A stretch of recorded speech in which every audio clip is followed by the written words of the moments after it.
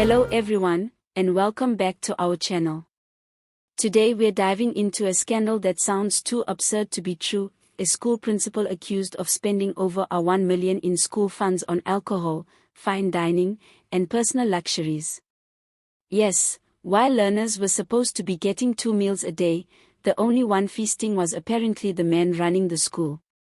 At the center of this story is Ulwazi High School in Mdantsane, Eastern Cape. The principal, Miloli Mokalima, is under investigation for allegedly turning the school's bank account into his own spending card. The money, meant for school meals, stationery, and maintenance, was channeled through the National School Nutrition Program, NSNP, a government initiative that ensures poor learners receive food daily. Instead of that happening, financial records show shocking transactions. Between January 2023 and April 2024, around R250,000 was spent at restaurants, bars, and fast food outlets.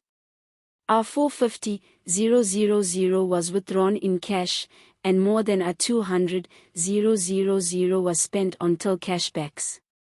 That's not a budget for feeding 1,200 learners, that's a luxury lifestyle plan. Parents and pupils started noticing the problem early this year. Children complained that they were only being fed once a day, and that fruit, which was part of the meal plan, had completely vanished. Meanwhile, the man responsible for their meals was allegedly dining at high-end restaurants.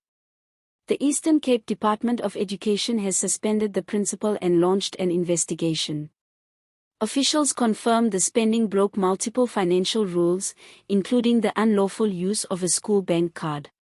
One senior official described the situation as a betrayal of public trust.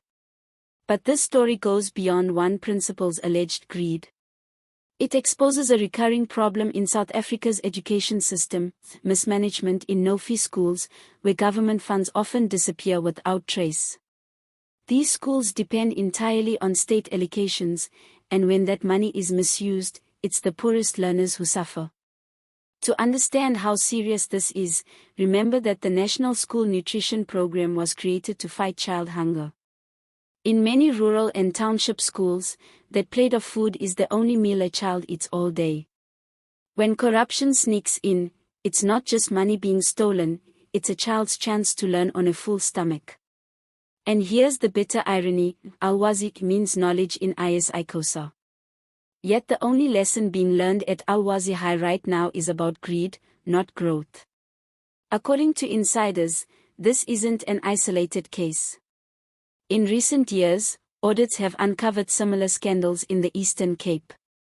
Some principals inflated meal numbers to claim more funds, while others used school budgets for personal emergencies that somehow always included fancy clothes or petrol money.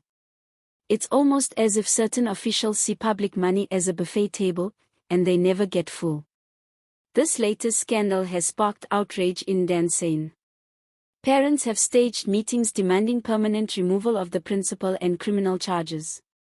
Community leaders say it's time to take away direct financial control from principals and have the department pay suppliers directly. We can't keep trusting people who turn school meals into personal entertainment, one parent reportedly said. And honestly, they might be right. If one person can withdraw hundreds of thousands in cash with no questions asked, then the system is broken. Where were the auditors? The school governing body? How do you spend $1 million before someone finally raises a red flag? The Eastern Cape Department of Education has promised a full forensic audit to trace every cent. They've also said that learners will continue to receive meals through alternative arrangements while the investigation continues. But if history is any guide, the public is right to be skeptical.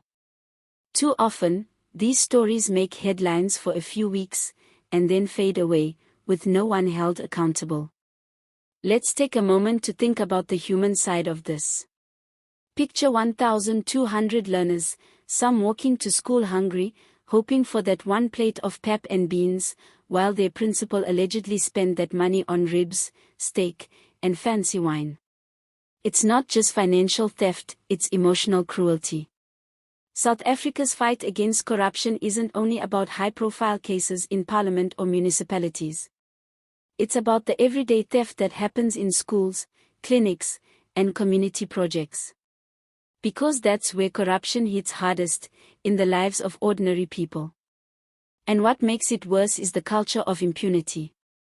Officials are suspended on full pay, investigations drag for months, and by the time findings are released, the public has moved on.